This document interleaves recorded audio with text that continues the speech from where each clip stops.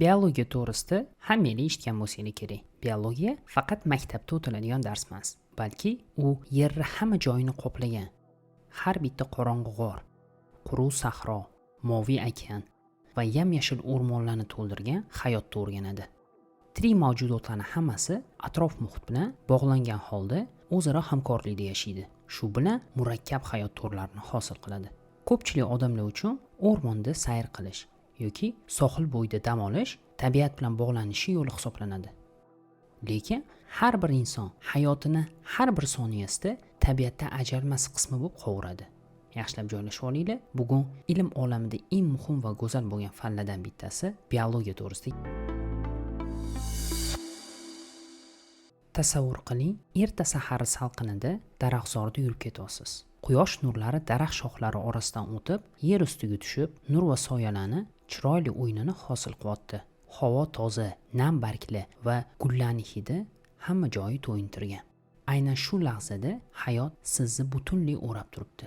Ko'zga ko'rinmas mikroorganizmlardan tortib, quyoshga intilayotgan yashil o'simliklargacha, yuqori shoxlarda kuylayotgan qushlar va butalar orasida shitirlab yurgan mayda hayvonchalargacha, atrofingizdagi ekotizm deb ataluvchi siz turgan joy hayot bilan jo'sh uryapti. Oyoqlaringiz ostidagi hasharot va mikroblar quruq barglarni parchalab, ularni qayta ishlab, daraxt ildizlari uchun ozuqaga aylantiryapti.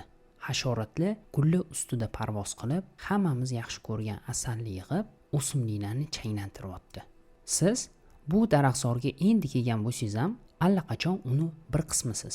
Atrofingizdagi mavjudotlar faqat mavjud bo'lib qolmay, ular sizni hayotingiz bilan bevosita bog'langan. Va aynan shu onda biologiya ilmi sahnaga chiqadi. Bu fan hayot sirlarini ochadigan kalit hisoblanadi. Biologiya orqali biz hatto eng oddiy bir hujayrali mavjudotlarni ham o'ziga xos tuzilishga va murakkab energiya tizimiga egaligini o'rgansak bo'ladi. Shuningdek, inson organizmi qanaqa mo'jizaviy mexanizmligini ham tushunib yetamiz. Har bir inson tanasi turli tizimlardan tashkil topgan. Qon aylanishi, nafas olish, asab, immun va hazm qilish tizimlari. Bularning hammasi uyg'un holda ishlaydi, moddalarni harakatlantiradi, kislorodni yutadi, karbonat angidrid chiqaradi, signallarni butun tana bo'ylab uzatadi, zararli moddalardan himoya qiladi va o'sish uchun zarur bo'lgan energiya va moddalarni o'zlashtirishni ta'minlaydi. Biologiyani ajoyib qiladigan jihat shuki, u yana tirik mavjudotlar orasidagi bog'liqlikni tushunish imkonini beradi. Bu orqali tirik mavjudotlar bir vaqtda o'zida san'at asari va murakkab texnika mukammalligini o'zida mujassam qiladi. Bu bog'liqliklar tog' yovvoyi gulidek nozik yo hayratomuz she'rdek ulug'vor bo'lishi mumkin. Maktab darslarida biologiyani botanika fanini o'rganishdan boshlashadi. Shunga tuzilish nuqtai nazaridan har xil organizmlarni solishtirishi o'simliklardan boshlasak bo'ladi. Eng yaqiningizga daraxtga qarab, bu daraxt bilan sizni orangizda qanaqa umumiy xususiyatlar bor ekan deb o'ylashingiz mumkin. Aslida bo'lsa, inson bilan o'simliklar hayot nuqtai nazaridan bir-biriga juda yaqin joylashgan. Inson tanasi tana a'zo tizimlaridan, a'zolardan, to'qimalardan va hujayralardan tashkil topgan.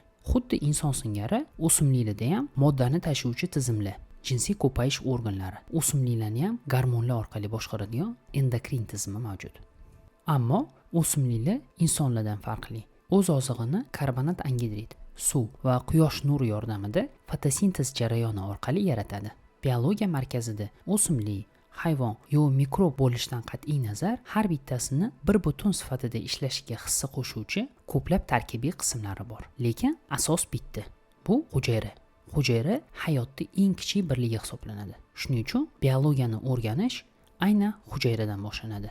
Biologiyaning maqsadi bo'lsa, hujayra tuzilishini, qanaqa energiya olishi, yashashini tushunishdan iborat bo'ladi. Muhimi, bu hujayra bakteriya bo'ladimi yo insonni 10 trillion hujayrasidan bittasimi, farqi yo'q.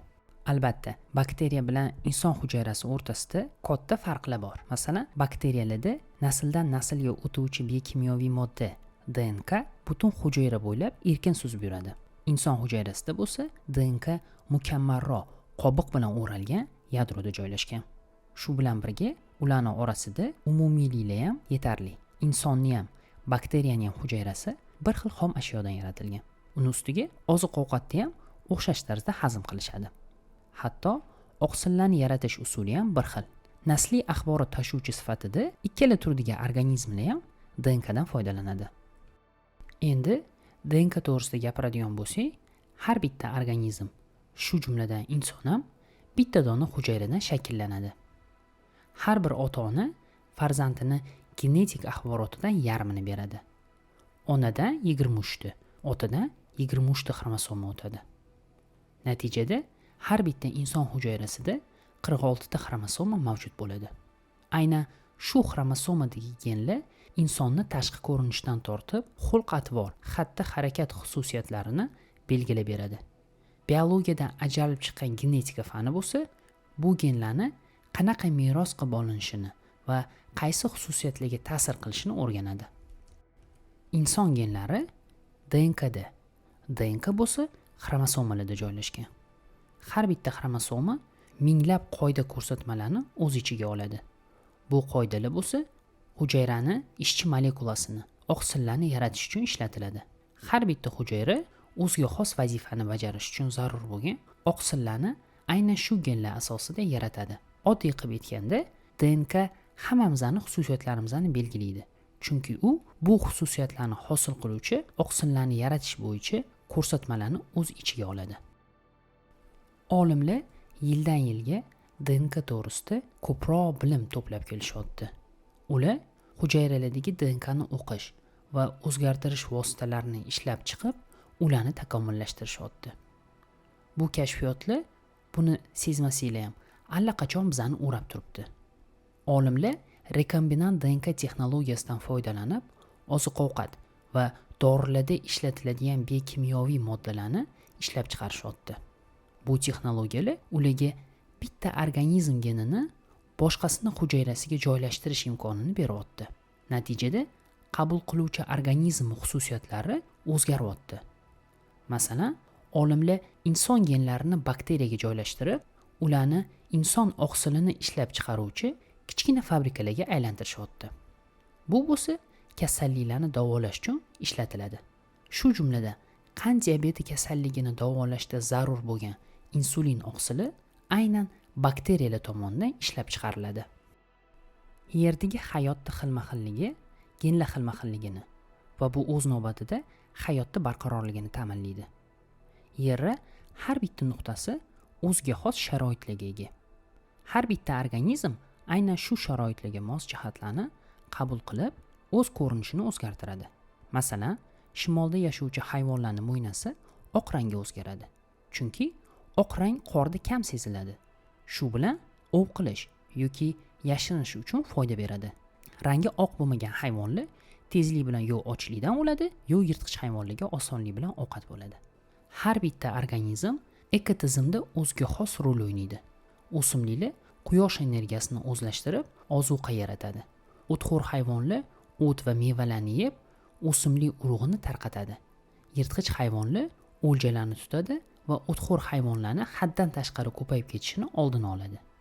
Bakteriya va zamburug'lar bo'lsa, o'lgan organizmlarni parchalab, ularni o'simlik ildiziga ozuqa sifatida qaytaradi. Bizlar nafas oladigan kislorod fotosintez deb aytiladigan jarayonda ajraladi. Hamma tirik jonzotlar bo'lsa, bu kislorodda nafas oladi va buni evaziga karbonat angidrid chiqaradi. Bu bo'lsa, o'simliklarga ozuqa yaratish uchun kerak bo'ladi. Bu o'zaro yordamga asoslangan go'zal va sokin hamkorlik misolidir. Bundan kelib chiqadiki, insonlar ham qaysi rivojlanish darajasida bo'lmasin, qancha o'zini tabiatdan uzoq his qilmasin, tabiiy global dunyo ekosistemasini bir qismi bo'lib qovuradi. Lekin insoniyatning texnologik imkoniyatlari tabiiy muhitni o'zgartirish va yer resurslarini obdon o'zlashtirish imkonini berdi. Insoniyat yerni deyarli to'liq egallab bo'ldi va doimiy texnologik, demografik o'sishda davom etayapti. Odamzod yer resurslariga qancha ko'p tayansa, boshqa ko'plab hayvon va o'simlik turlarini yo'q bo'lib ketish xavfini shuncha kuchaytiradi. Biologiyani buyuk sabog'i shundaki, har qaysi tirik jon guruhi vaqt o'tishi bilan o'zgaradi. Lekin bu degani u barhayot mavjud bo'ladi degani emas. Har qaysi tur, shu jumladan odamzod ham butunlay yo'q bo'lib ketishi mumkin. Shuning uchun bugungi kunda insoniyat uchun eng asosiy vazifa o'z ehtiyojlarini qondirgan holda yerni turli ekotizimlari bilan muvozanatda yashash yo'llarini topishdan iborat. E'tiboringiz uchun rahmat. Izohlar bo'limida o'z fikringizni yozib qoldiringlar. Yonida yana qanaqa ilmiy mavzu qiziqligini ham yozinglar. Balki aynan sizning fikringiz keyingi video mavzusi bo'lar. Yana Fantech kanalida ko'rishguncha